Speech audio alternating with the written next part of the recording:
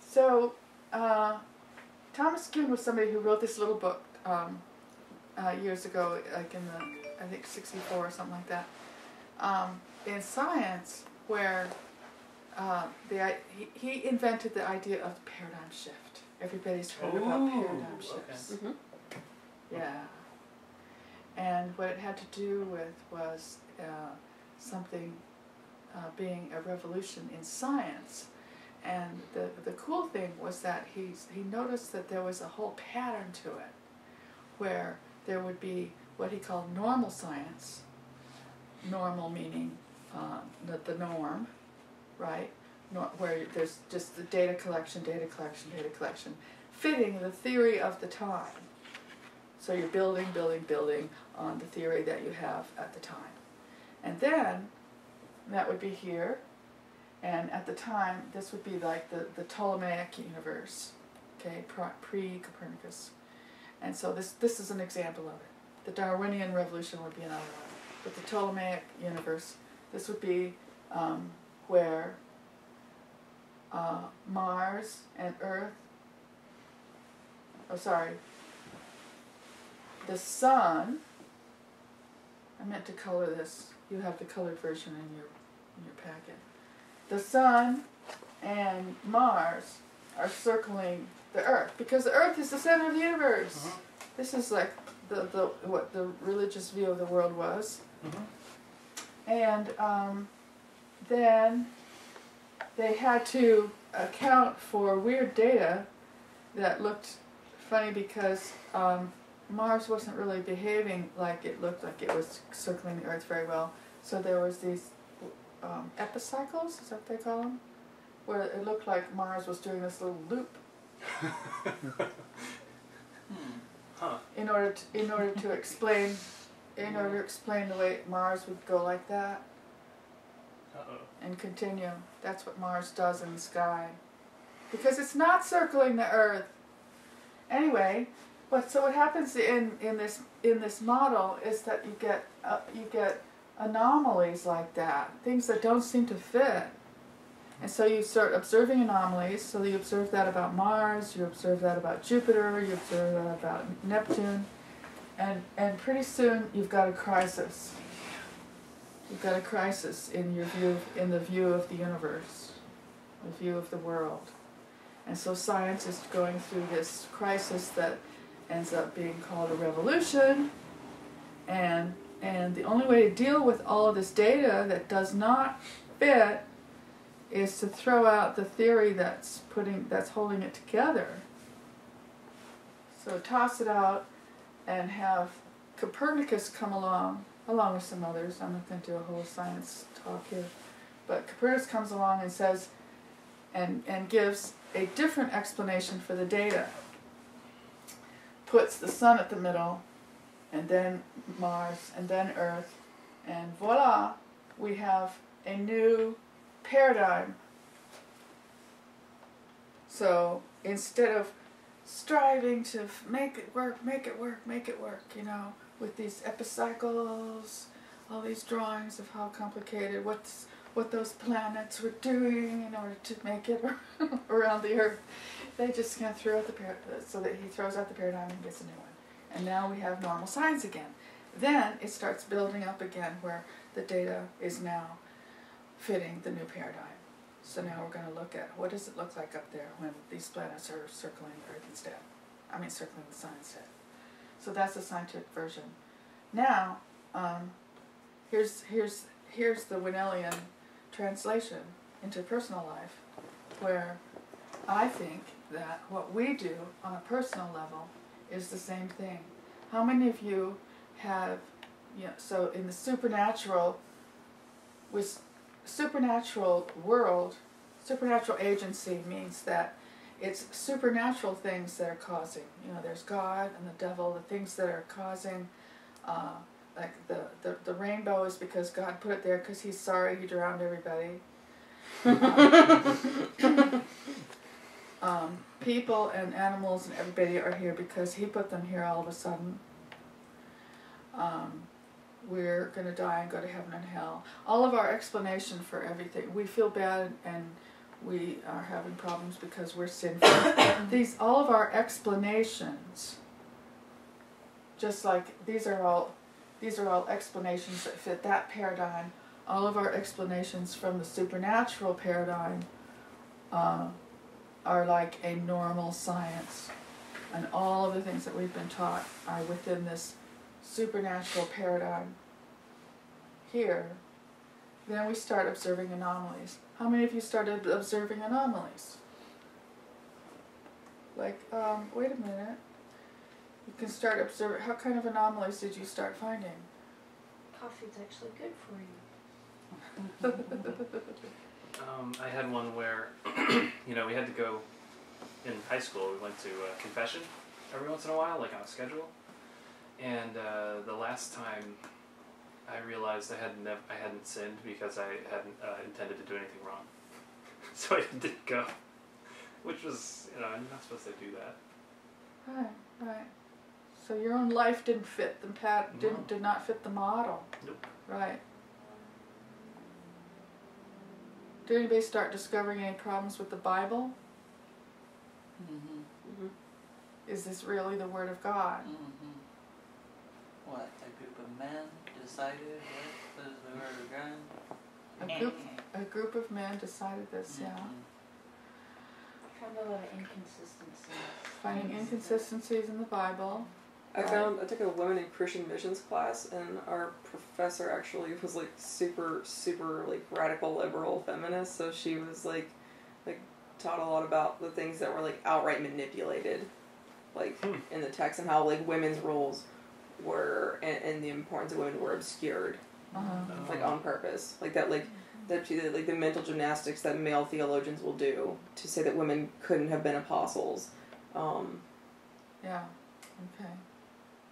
And then made me start wondering, like, if this is really their view of the Bible's view of humanity and the Bible's view of women, is it really a view worth having?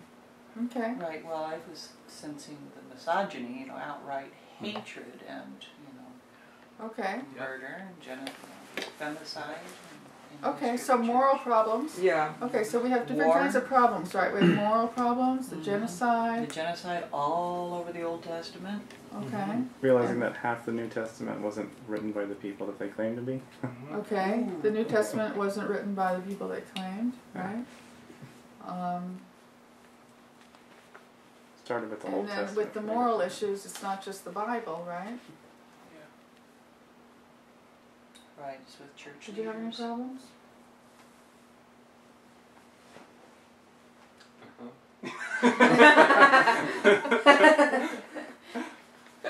Can you elaborate?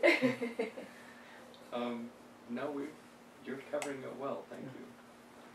How can good people of other religion go to hell just for being born in the wrong place? I'm sure everyone's done. Yeah, the a question big of hell. Yeah. Yeah, the question of hell being something pretty The idea that like immoral. people deserve the bad things that happen to them, that didn't sit well with my conscience. Okay, and okay, so in terms of the morality of the religion, it doesn't seem to be sitting well with our own intuition, right? Our own human sense of things. Yeah. Okay. Nobody's mentioned science yet. Well, yeah. Well, that's because mostly I left on moral grounds. Yeah. Okay. But how does the story of creation sit with you after you've gone to school? Not well at all. The talking snake brought everybody down. Anyway, we find all these anomalies, and then we hit a crisis, don't we? Where it falls apart, and for some people, I mean, this was a major crisis in the history of science, right? And so was the Darwinian one, which is still going on. So this is a major. So what I call this is the personal paradigm shift, and this is like a personal paradigm, and a personal crisis, and that to go from supernatural agency to natural agency. And by this, I mean, I'm talking about to go to a natural view of the world and to start explaining things from a natural point of view, which we've been doing all weekend with things like evolutionary psychology. Like, oh, that's why I'm worried about what people think, or that's why I'm feeling negative about this or anxious about that, and that's why I need to have my needs met in this way or that, and instead of looking to the supernatural explanation for things. So transitioning from from supernatural to natural agency on the personal level. And then down below here, what I'm calling a meta paradigm shift is where we have all of our culture, our entire culture is in the painful throes of going from a supernatural paradigm to a natural paradigm. And we see this in lots of different ways. We see this in the way that we have these arguments about what to teach in school, right? And the moral arguments, the moral arguments over gay marriage and family and sexuality and whether to kill people in wars and sin, and whether or not the Haitians were being punished because they had a pact with the devil, and the fact that there are still exorcisms going on. We have an enormous amount of supernatural stuff that is culturally still acceptable and sanctioned, including what we were just saying a bit ago about how we don't have psychology related to a religion. Psychology still doesn't want to deal with it. So don't we have this? So we're putting somebody on the moon, and at the same time, the whole culture still has a foot firmly planted in the Dark Ages, in my humble opinion. We may not be burning witches, but you know what? We're doing some other things that are just as bad and just as cruel. Making teens kill themselves. Exactly. We have lots of suicide among gay youth, but the gay youth that are killing themselves are largely from religious families. And Obama just recently came out against conversion therapy for gays. Good. And hopefully for trans kids too. There's been a lot of trans suicides this year. So that's an example of where we're looking at anomalies and looking at, hey, wait a minute. So I think right now our whole culture is in the middle of this crisis, and has been for several hundred years actually. But what I try to tell people is that if you are in the middle of your crisis and you're trying to get support, and you go out there and you see a big old billboard that says hell is real, or it's Easter Sunday, and I put in a protest at my gym because it's Easter Sunday and my gym is closed. It's closed on Christmas and it's closed on Easter and Thanksgiving. Well, okay, fine, I can buy the other two because those are legal holidays. But I wrote a thing saying, this is not a legal holiday, this is a religious holiday, and we're not all Christians, and I would like to go for a swim. I walked to the store on Easter Sunday because I needed some things for Monday morning so I could have a normal week. I get all the way to the store, and it's closed because it's Easter. And I'm like, I don't celebrate Easter. I hate Easter. Why is the public store closed? And now I can't get my coffee. So I had a really shitty Monday morning because I had no coffee. No. Yeah, and what's an ex-Mormon going to do without coffee? The Richard Basket holiday. I need my coffee. The Richard Basket holiday. For sure. Anyway, so what do you think? So the fact that this is embedded in this, I think, makes this part so much harder. If everybody was already with you over here, wouldn't it be a lot easier? Like the fact that masturbation's a sin. I mean, why on earth is that even a question? And that's not just in church circles. Or why are gay relationships even up for question? Yeah. Why is the state involved in our bedrooms at all? You know what I mean? We are still right in the middle here as a culture.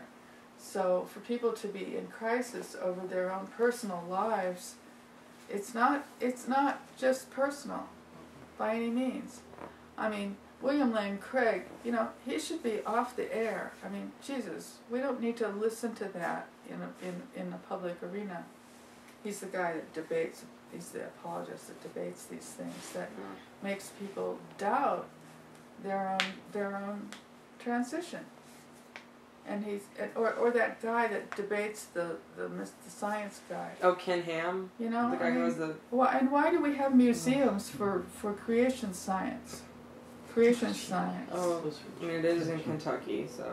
And why do these boards of education in Texas, or why do these textbook companies put out all these textbooks for science classes throughout the country that don't want to include evolution? They're still doing that. Anyway, it can go on, and it's much bigger than we realize. Whenever we think that we are a secular country, and that, in other words, the triggers are everywhere, and the opportunity to be struggling with your own personal transition is everywhere. And the Bay Area, maybe the Bay Area is a little bit easier, but you know what? There are a lot of people in pain in the Bay Area too, because they've come here to escape other areas. Yeah. People come to California Just don't watch national TV. It's fine. But and a lot of the gays in the Bay Area are here because they're escaping their families and communities. My neighborhood. And in the military, oh my God, the military is so religious. I had a client who she wanted to escape her small town religious town in I don't know, Kentucky, and so she joined the army. Little did she know, she got to Iraq, little did she know that it was not only religious, but it was so, she was lesbian, that was the other thing. Oh, God. That it was so anti-gay and totally religious all around her, that it was no escape at all. This was one of the more unusual cases I had, because I was working with her on Skype, with her in the green zone in Iraq. She was feeling incredibly surrounded. Here she is, hunkered down in the green zone in Iraq. She was only there as part of the band. She played the flute.